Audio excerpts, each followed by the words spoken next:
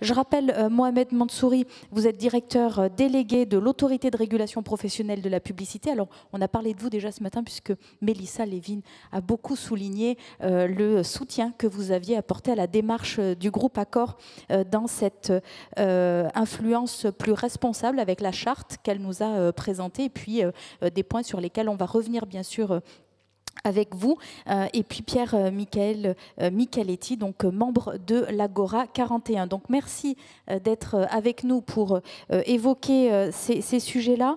Peut-être qu'on peut démarrer avec vous, si vous voulez bien, Mohamed, et revenir sur ce qu'on évoque, alors l'influence responsable. J'avoue que depuis ce matin, alors Amélie l'a souligné en ouverture, hein, où on s'est dit on va parler d'une influence positive qui va dans le bon sens, qui valorise. Bon, je dois dire qu'on a quand même parlé beaucoup de manipulation, de fake news, d'ingérence, de guerre de l'information, etc., etc. Donc on a bien vu quand même le dessous des cartes. Est-ce qu'aujourd'hui, Mohamed, on a l'impression, quand on parle d'influence responsable, est-ce que ce monde-là un peu décrié essaye de se racheter une conduite, une conscience ? Bien, merci. Tout d'abord, merci de cette formidable opportunité de partage des bonnes pratiques applicables au marketing d'influence. Je vais surtout parler de marketing d'influence. Donc, comme vous le savez, le marketing d'influence consiste à mettre en relation des marques et des influenceurs, donc des personnes qui fédèrent autour de leur compte sur les réseaux sociaux des communautés et qui font figure un peu d'autorité sur des thématiques données et qui influencent des comportements de consommation. Alors, je ne sais pas si vous le savez, mais le marché mondial est estimé en 2020 à 9,2 milliards de dollars. C'est un marché qui est en forte croissance. C'est un marché, le marketing d'influence est de plus en plus central dans les stratégies des marques. Et comme tout secteur qui croît, eh bien, il a besoin de règles de transparence.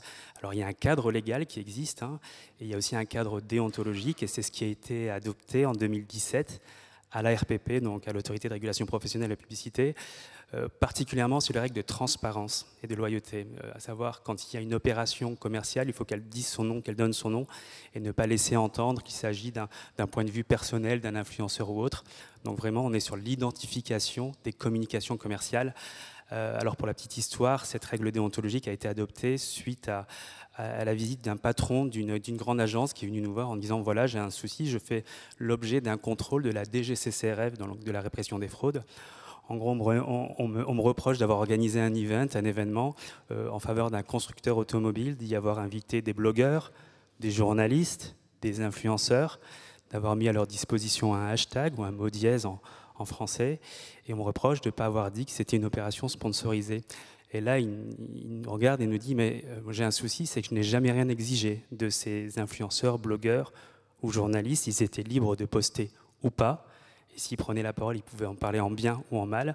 Alors dès lors qu'on m'impose à moi, patron d'agence, de mettre le hashtag sponsorisé, eh bien on va tuer les relations presse qui sont aussi anciennes que la presse.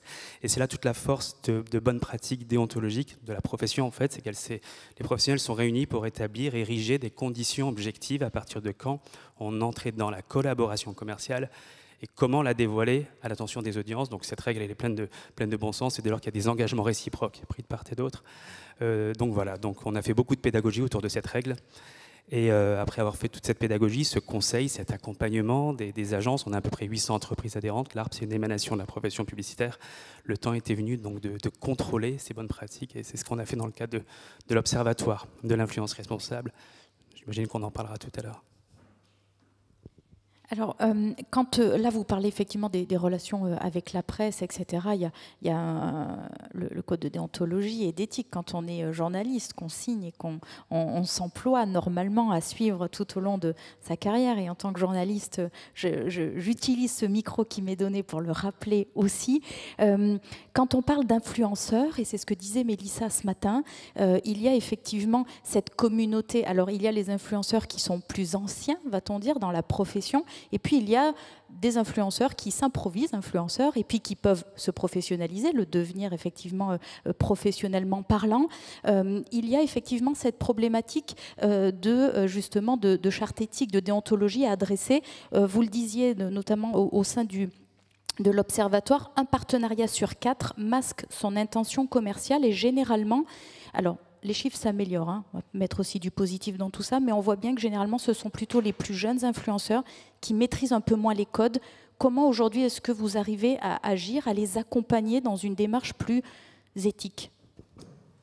Alors effectivement, c'est un des constats clés qui a été fait cette année à l'occasion de l'Observatoire. C'est que, bon, 1 sur 4, effectivement, ne mentionne pas son intention commerciale, mais quand on descend chez les petits influenceurs, pas les jeunes, mais les petits, ceux qui ont une audience de moins de 10 000 abonnés, le taux de manquement explose à 43%. En revanche, un influenceur, plus on s'élève dans les couches, en fait, on a fait une typologie d'influenceurs, donc ce qu'on appelle les influenceurs de la top tail, donc de plus d'1 million d'abonnés. La transparence, les problèmes de transparence descendent à 12%. Donc on en a tiré un enseignement, en tout cas le comité de suivi, qui est plus un influenceur se professionnalise, plus les gros, mieux il est accompagné, mieux il connaît les règles. En revanche, plus les petits, moins il les connaît. Donc il y a un enjeu pédagogique fort. Et donc pour y répondre à cet enjeu, c'est là que la profession a souhaité lancer un certificat. Donc le certificat de l'influence responsable, qui a vocation à former les influenceurs, à leur permettre de mieux maîtriser un cadre légal, un cadre éthique. On a parlé des règles en lien avec la transparence, mais il y a d'autres règles à respecter, de protection des mineurs. Il y a des secteurs qui sont strictement encadrés en France, les jeux d'argent, l'alcool, le tabac, qui est interdit d'ailleurs de publicité. Certains influenceurs ne le savent pas. Et donc de leur permettre de maîtriser ce cadre, et aussi de se différencier sur le plan de l'éthique auprès des marques. Alors, un autre point que j'aimerais évoquer avec vous, en tout le moins éclaircir ou comprendre, c'est comment est-ce qu'on arrive à penser cette dynamique que vous avez lancée dans la durée, pour qu'elle devienne pérenne, que ça ne soit pas finalement un effet de mode de l'éthique et de la transparence, et puis finalement, dès qu'on aura montré un peu patte blanche, on repasse à autre chose. Non pas forcément avec toujours le côté, avec l'intention de mal faire, mais plus aussi avec cette évolution de cet écosystème d'influenceurs, ceux qui le sont aujourd'hui, que vous allez arriver peut-être à impliquer dans cette démarche éthique ou en tous les cas d'une influence responsable, va peut-être disparaître dans 15 jours, dans 6 mois, de nouveaux vont arriver. Comment est-ce qu'on arrive à suivre cette temporalité, un temps très court? C'est vrai qu'il peut y avoir un fort turnover chez les influenceurs. Comment on s'inscrit dans la durée? D'abord, il faut savoir que chaque acteur de la chaîne de valeur a un rôle à jouer. En premier lieu, les marques. Les marques ont un vrai rôle et le certificat fonctionnera si les marques le priorisent, voire l'imposent. C'est le cas on a un premier annonceur qui est Club Med, qui a annoncé dorénavant ne vouloir collaborer qu'avec des influenceurs certifiés. Alors l'intérêt pour une marque, il est double. C'est d'abord un enjeu de brand safety. Un influenceur reste un individu avec ses forces, ses faiblesses. On a pu faire des constats de dérives chez certains influenceurs en France ou à l'étranger. On va citer typiquement des influenceurs comme Logan qui ont pu se filmer avec des personnes qui malheureusement se sont suicidées dans une forêt au Japon, ou un autre influenceur PewDiePie qui a pu tenir des propos antisémites, ou une influenceuse koweïtienne qui a pu justifier le fait que des employeurs confisquent les papiers à leurs employés philippins. Donc tous avaient des partenariats avec des marques, parfois des grosses marques comme Disney. Et bien tous ont vu leur contrat rompu, donc il y a un enjeu d'image de marque, ce qu'on appelle de brand safety. Et donc une marque a tout intérêt à s'assurer qu'elle collabore avec des influenceurs qui maîtrisent quand même ces règles. Il y a aussi un enjeu RSE pour ces marques-là, puisque ces influenceurs sont formés à la lutte contre le greenwashing. Vous savez, toutes ces allégations environnementales qui ont vocation à exagérer les propriétés environnementales d'un produit. Et bien, le fait de prioriser des collaborations avec des influenceurs qui ont été formés à la lutte contre les stéréotypes sexistes, à la lutte contre le greenwashing, c'est des choses qu'on fait remonter au niveau de la politique RSE des marques. Donc les marques, bien sûr, et bien sûr les influenceurs eux-mêmes ont un rôle clé. Les influenceurs s'influencent entre eux. Et il est sûr que si des influenceurs dits de la top tail, donc des KOL, des Key Opinion Leaders, passent le certificat, ça va influencer les autres couches de l'influence, donc on mise aussi sur ce cercle un peu vertueux de l'influence. Pierre-Michaël, je vous ai vu hocher la tête plusieurs fois à ce que dit Mohamed. J'imagine que vous partagez ce qu'il vient de dire. Quand on vous parle d'influence responsable, ça vous évoque quoi ? D'abord, bonjour et merci pour ce beau séminaire.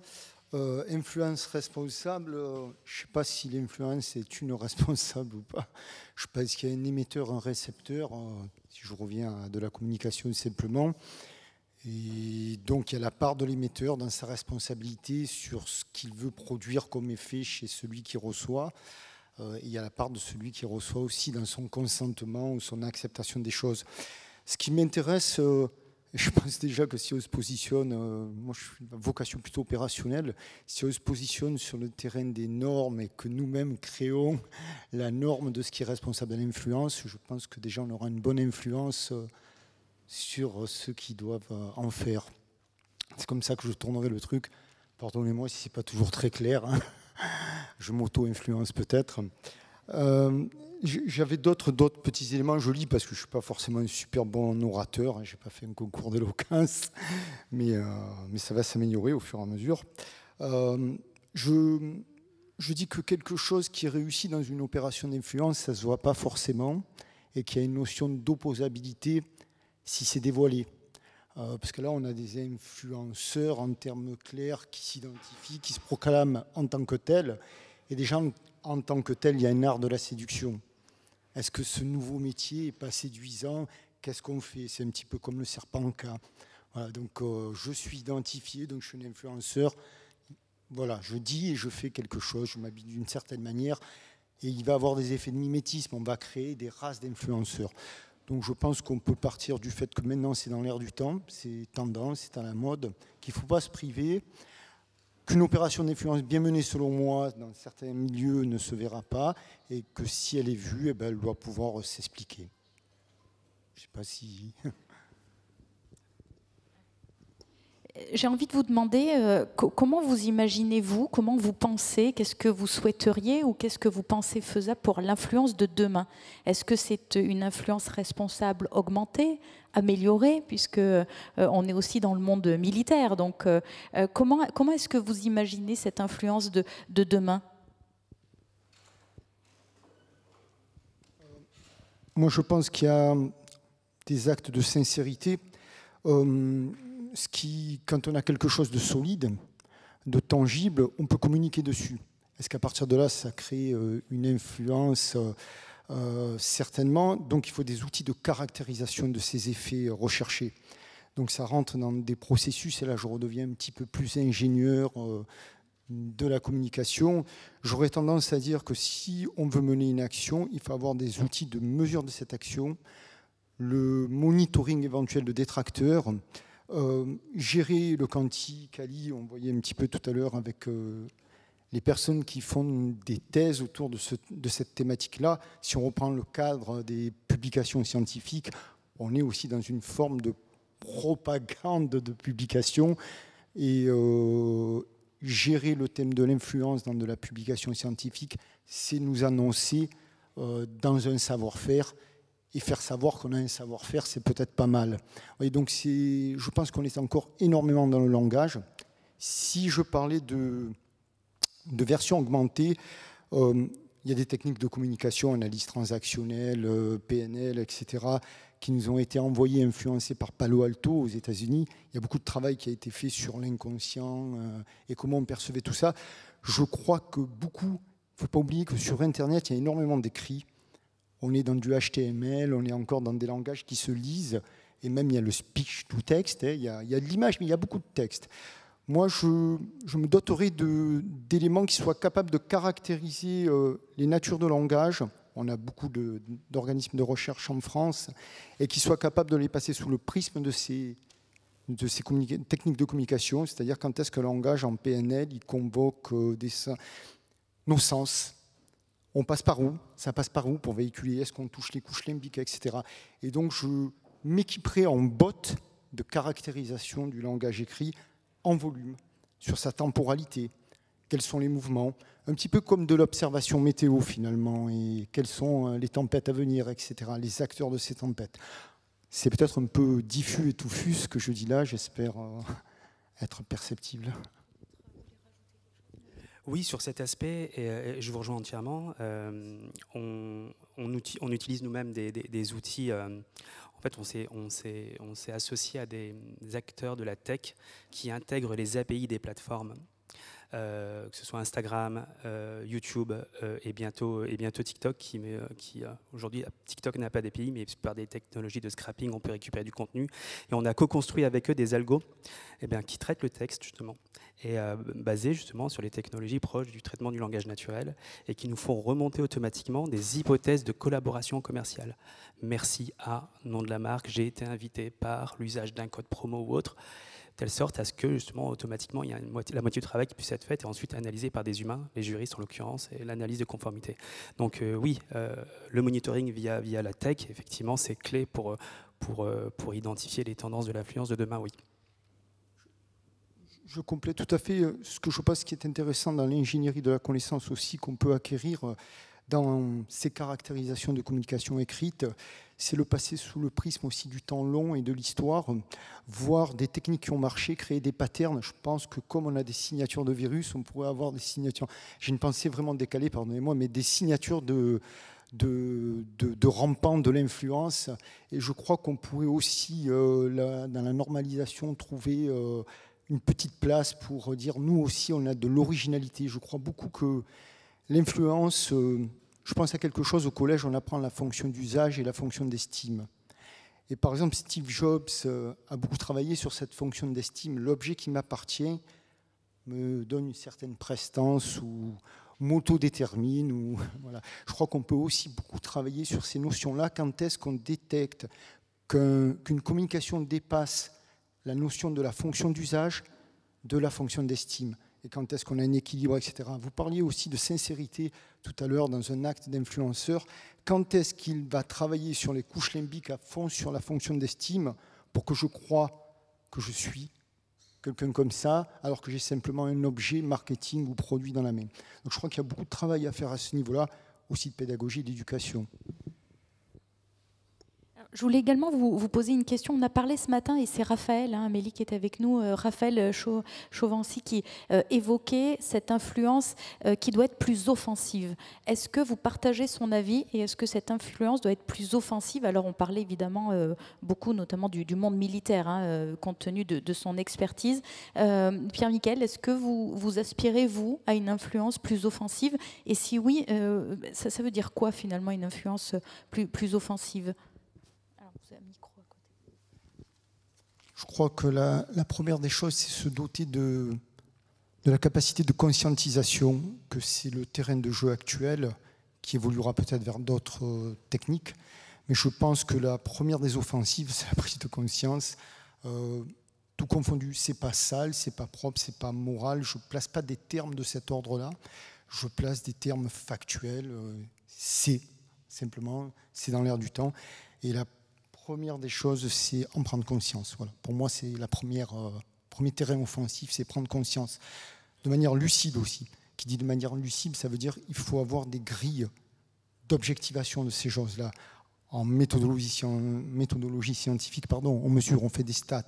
La psychologie est passée du stade de science un peu molle à on en a parlé tout à l'heure avec la guerre cognitive, à de la psychologie expérimentale quand on a commencé à faire des maths dessus. Je pense que pour faire de l'offensive, il faut avoir des intentions, les mesurer, regarder les effets, là aussi, les caractériser. On ne mesure pas le poids d'une pensée aujourd'hui. Est-ce qu'une pensée dans sa communication percole? On est toujours dans la gravité de Newton aujourd'hui. On est dans le temps circadien. Et on a vu encore, est-ce que Newton nous a influencé ou pas?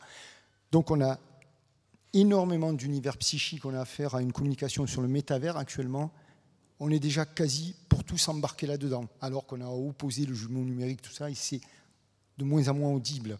Donc comment on travaille à ce niveau-là? On sature, Donc je pense qu'il faut créer les grilles et reprendre beaucoup, à mon avis, de ce qui est déjà dans la doctrine connue des militaires.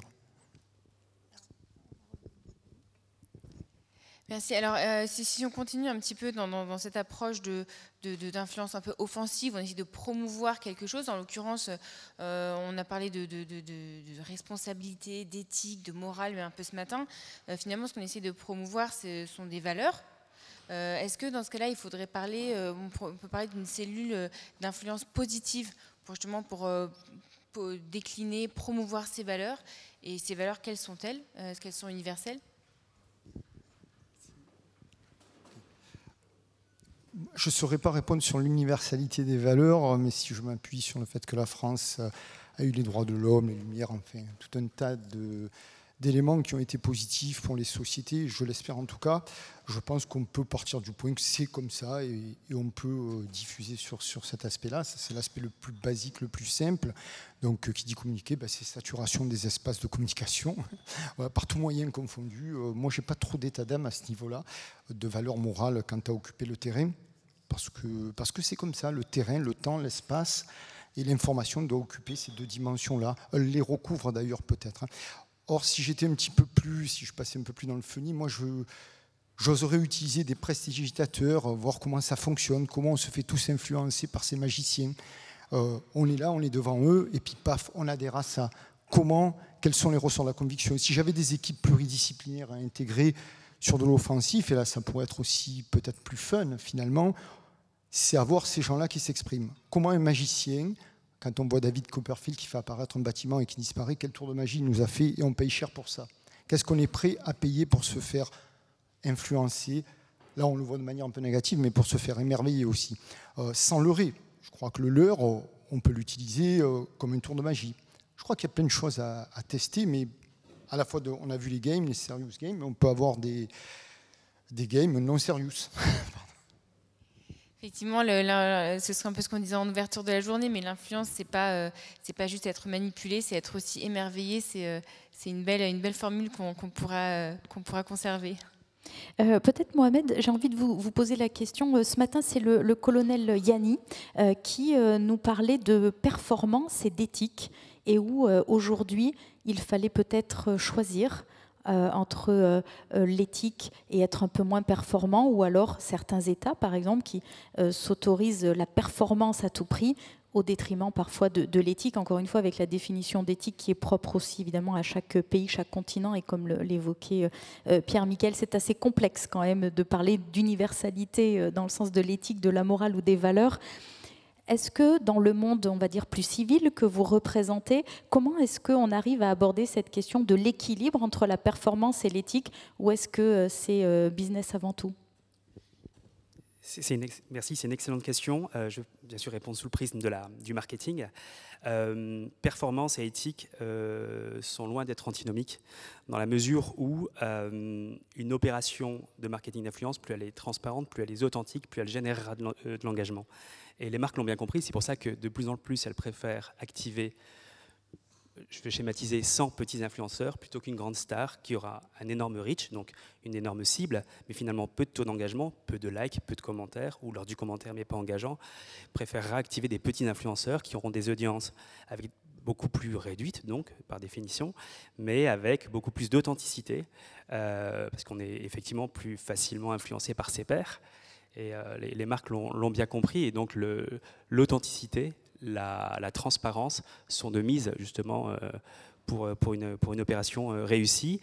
Et on a eu une conférence la semaine dernière avec Stratégie où une influenceuse a pu prendre la parole, et ces 3 posts de l'année qui ont le mieux marché sont ceux où elle disait qu'elle avait bien été rémunérée et qu'il y avait bien une marque derrière. Ce sont ces contenus qui ont le mieux marché en termes d'engagement, en termes d'engagement auprès de ces communautés. Donc la transparence, l'authenticité ne sont pas, à notre sens en tout cas, contraires à la performance. Au contraire, les deux peuvent aller de pair.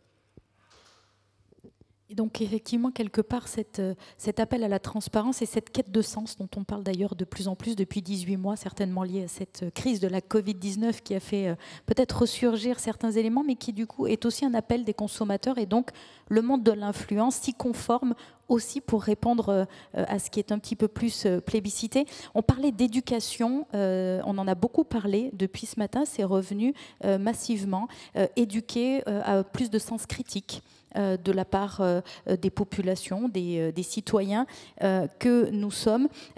J'ai envie de vous demander finalement quels sont les modèles qu'on pourrait penser, imaginer pour mieux éduquer, mieux sensibiliser à cette nouvelle dimension de l'influence qui fait partie de notre vie quotidienne aujourd'hui, et notamment peut-être les plus jeunes. Il y a souvent aussi ce biais on peut influencer, manipuler des gens qui peut-être n'ont pas eu la chance d'avoir accès à l'éducation, mais on voit bien quand même aujourd'hui dans certains sujets que ça touche l'ensemble de la population et pas uniquement ceux qui n'ont pas eu accès à une certaine éducation. Donc comment est-ce qu'on combat ce biais et comment est-ce qu'on communique, on informe, surtout on informe et on sensibilise à cette notion de l'influence. Est-ce qu'on utilise des outils comme l'IA, et c'est ce dont parlait Tariq tout à l'heure dans le travail de thèse, est-ce que ça peut aider ou est-ce qu'il y a encore là des limites? Pierre-Michel? Moi je pense personnellement la détection de l'intention de qui me parle et faire appel au bon sens dans un premier temps, avant un outillage particulier. Le premier équipement qu'on a, je n'ai pas encore vu d'ordinateur qui lui était supérieur à titre individuel, c'est ce qu'on a entre les deux oreilles. Et c'est simplement apprendre à se poser la question qui me parle, pour quelle intention, est-ce que c'est du partage, est-ce qu'on essaie de me convaincre de quelque chose. Il y a peut-être quelques questions préalables. C'est comme définir un objectif, on va dire qu'est-ce que tu veux, est-ce que cela ne dépend que de toi. Il y a tout un tas de déroulés, mais par contre, ce qui me paraît très intéressant, mais ça, je n'ai pas les compétences pour dire plus loin, c'est le travail avec l'éducation nationale. Donc il y a de nouveaux espaces qu'on appelle les espaces numériques. Pour moi, c'est une dimension, c'est comment on l'appréhende. Et face à cette porosité-là, comment on l'adresse à titre personnel dès tout petit. Voilà, je suis confronté à ces flots et comment je les appréhende. C'est apprendre à appréhender. Alors il y a jouer au petit journaliste, ça peut être pas mal avec les différentes techniques QO, QCP, etc., les 5W. Il y a plein de petites techniques qui peuvent être des lieux d'atelier, de pédagogie, pour simplement apprendre à décoder l'information, pas forcément de manière négative. Ça peut être quelqu'un qui partage de manière malhabile quelque chose, et on peut aussi avoir des exercices d'aide comme ça. Ça réinstaurer peut-être un climat. Je pense que la confiance peut être intéressante à travailler à ce niveau-là aussi pour les enfants. Pas trop violer leurs espaces d'innocence, parce que ça peut être, à mon sens, sur le très long terme, délétère pour nos psychologies. Merci. Effectivement, le cerveau humain, le facteur humain de façon générale, c'est une des conclusions auxquelles on arrive régulièrement, pratiquement à chaque fois, à chacun de nos événements cyberdéfense et stratégie, et c'est peut-être assez rassurant finalement. Alors Mohamed, les RPP regroupent des marques, des plateformes, une série d'autres acteurs qui émettent des recommandations déontologiques que la RPP ensuite a la charge de faire appliquer, alors à la fois en amont, en fournissant des conseils, un accompagnement à ces acteurs, mais aussi ensuite, après la diffusion. Quel type de recommandations vous recevez, de la part de quels acteurs, et quelle suite on peut donner à cette démarche ? Oui, alors comme vous l'avez compris, donc la RPP est une émanation, c'est vrai, de l'interprofession publicitaire. Donc on va y retrouver les marques, les agences, les médias, les plateformes aussi, qui ensemble vont définir des règles déontologiques. Alors ces règles déontologiques, on va avoir des règles transversales comme la recommandation développement durable, qui vise à lutter contre le greenwashing, la protection des enfants, une recommandation enfants, une recommandation, et ensuite on aura aussi des recommandations sectorielles, par exemple sur les jeux d'argent, sur l'alcool. Donc il y a un engagement qui est pris par toute cette profession de respecter ces règles, en nous confiant la mission justement de veiller à la bonne application de ces règles, en les accompagnant, vous l'avez dit, via le conseil. Mais ensuite, toutes ces règles vaudraient bien peu de choses si on ne se donnait pas les moyens de les faire respecter. Et c'est là où intervient l'observatoire donc de l'influence responsable, donc qui est piloté par ce comité suivi. Mais il y a aussi une instance de sanction qui est indépendante, qui s'appelle le jury de déontologie publicitaire, de la publicité, qui va examiner les plaintes des consommateurs, mais les plaintes des professionnels aussi, parce qu'on peut avoir aussi des problèmes de loyauté entre concurrents, sur la base des règles déontologiques, attention, pas des textes de loi, parce qu'il y a des tribunaux pour ça, et la sanction est très inspirée d'un modèle anglo-saxon qui s'appelle le name and shame, donc littéralement couvrir de honte en français, et donc qui consiste en la publication d'une décision qui va pouvoir être beaucoup plus efficace qu'une transaction passée sous silence. Pour le coup, c'est souvent repris dans les médias. Et donc, ce sont des personnes issues de la société civile, des indépendants. Actuellement, il s'avère que le jury de déontologie publicitaire est présidé par deux personnes, un conseiller, enfin une personne issue du Conseil d'État et une autre de la Cour de casse, président et vice-président. Et donc voilà, donc c'est l'instance qui justement ultime de sanctions qui permet de s'assurer du respect des règles. Et quiconque, si vous étiez choqué par une publicité, vous pourriez saisir le jury de déontologie publicitaire. Et est-ce que vous recevez beaucoup de plaintes et est-ce que beaucoup de sanctions sont prononcées? Oui, il y a à peu près un peu moins d'1 millier de plaintes qu'on reçoit par an en moyenne, et c'est une cinquantaine de décisions qui sont diffusées, enfin, qui sont publiées, 50-60 décisions qui sont publiées sur le site. D'accord, donc c'est publié sur le site, effectivement. Oui, Ouais, oui, et qui sont repris par la presse professionnelle, voire la presse grand public. En ce moment, les thématiques qui sont pour lesquelles la société est assez sensible, c'est tout ce qui est en lien avec le greenwashing et les allégations environnementales. Donc des plaintes en provenance d'associations environnementales, mais pas que, aussi de consommateurs. Et le marketing d'influence aussi, qui n'est pas en reste. J'imagine. Est-ce que on parlait tout à l'heure de l'Observatoire de l'influence responsable. Est-ce que les résultats sont publiés quelque part? Est-ce qu'on peut les... Tout à fait. Ils sont accessibles sur notre site. On a communiqué sur ces résultats. Donc c'est à peu près 74% des communications commerciales, des 30 000 communications qui nous ont été remontées grâce à l'IA qui révèle cette intention commerciale, donc un peu plus de 1 sur 4 qui la masque.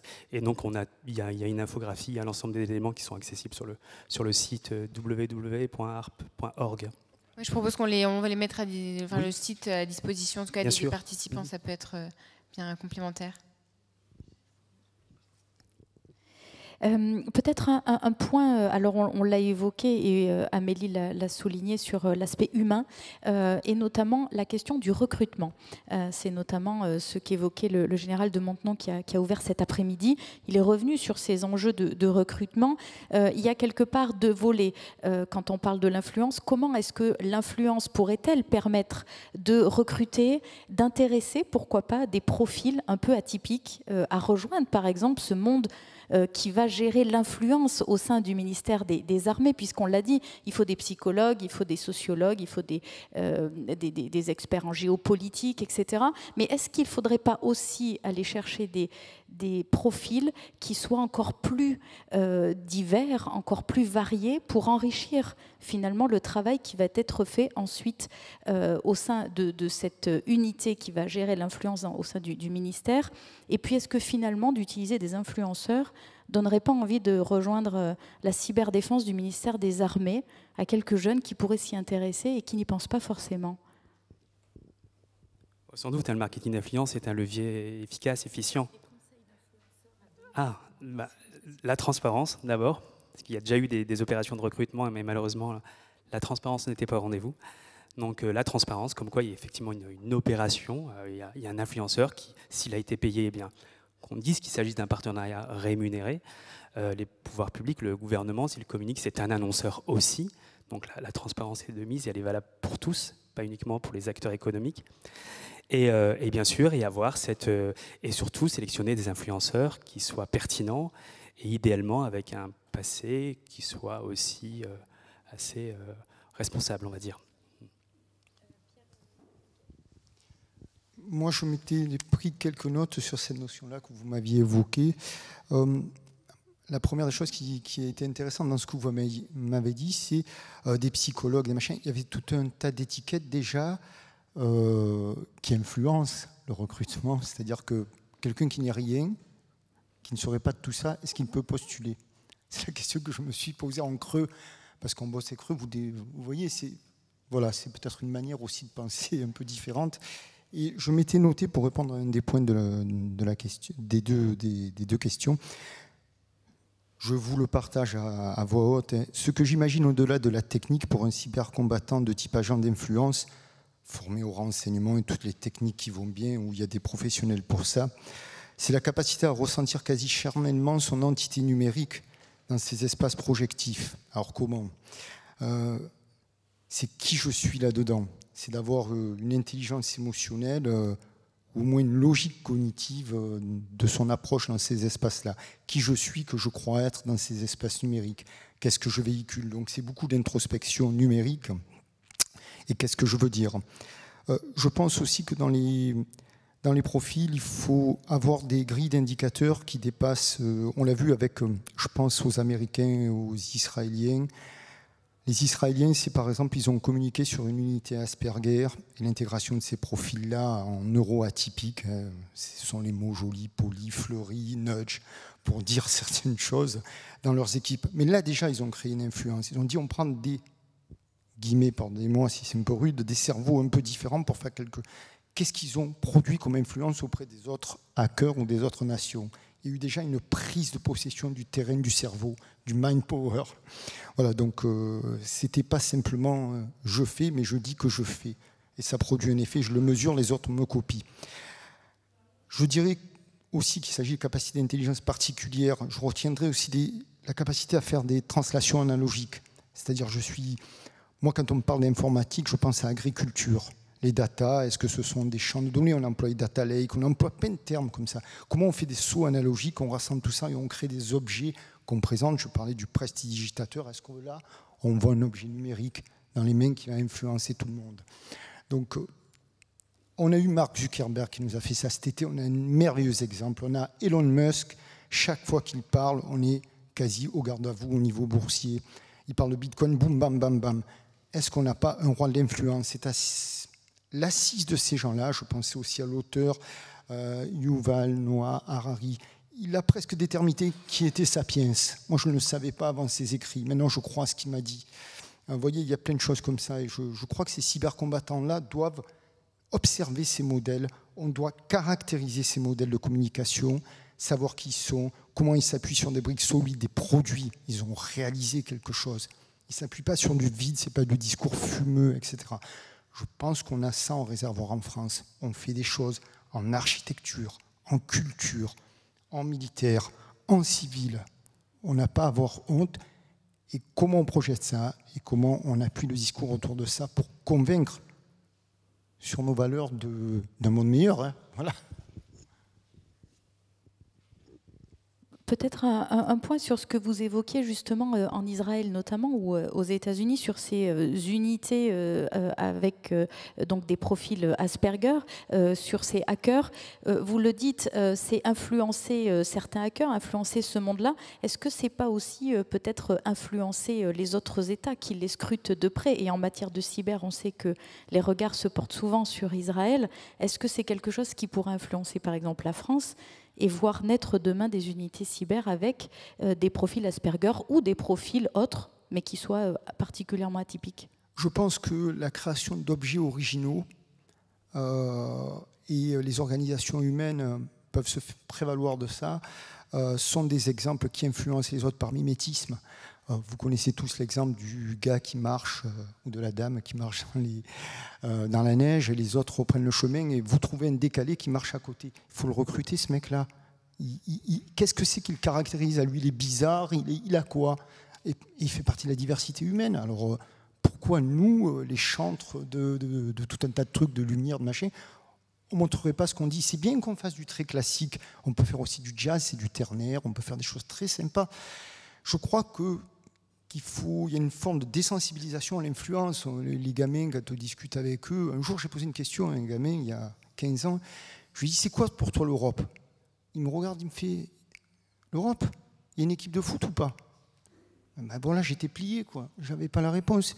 Donc c'est quoi son cadre de lecture? Il faut des gars qui passent différents. Mais ça ne veut pas dire qu'ils sont... Il faut les inclure, voilà, il faut intégrer, je pense. Et c'est un beau message envoyé aussi, d'influence. Et dans effectivement ce monde qui soit plus sûr, plus durable et plus inclusif, finalement, c'est un peu ce dont on parle. Est-ce que vous, Mohamed, vous voyez aussi un rôle dans l'influence pour justement que cette influence responsable ouvre peut-être plus le champ aussi, ouvre, on va dire, les citoyens à des sujets comme on parle d'inclusion, on parle de respect, on parle des thématiques qui reviennent de plus en plus, qu'on a peut-être un peu perdu un temps, qu'il faut réinjecter. Est-ce que l'influence responsable, c'est aussi se positionner et s'engager sur ces sujets ? Absolument, absolument. Et de plus en plus de marques se positionnent sur ces sujets et les font monter dans leur politique RSE, sociétale, environnementale, l'inclusivité, l'inclusion. Ça en fait partie. Et les influenceurs aussi. Il y a une vraie influence qui naît là-dessus, sur ces valeurs-là, sur tout type d'inclusion. Et c'est clairement encouragé parce que ça fait partie des enjeux sociétaux actuels. Et il faut y répondre au moyen d'influenceurs, ce qui soit adapté, effectivement des profils adaptés à ces enjeux-là, oui. Donc les marques l'ont bien compris. Merci beaucoup. Donc finalement, ce côté plus inclusif, plus durable, avec une notion de pérennité et d'engagement, c'est peut-être ça finalement le futur de l'influence responsable. En tous les cas, merci d'avoir débattu de ce sujet avec nous.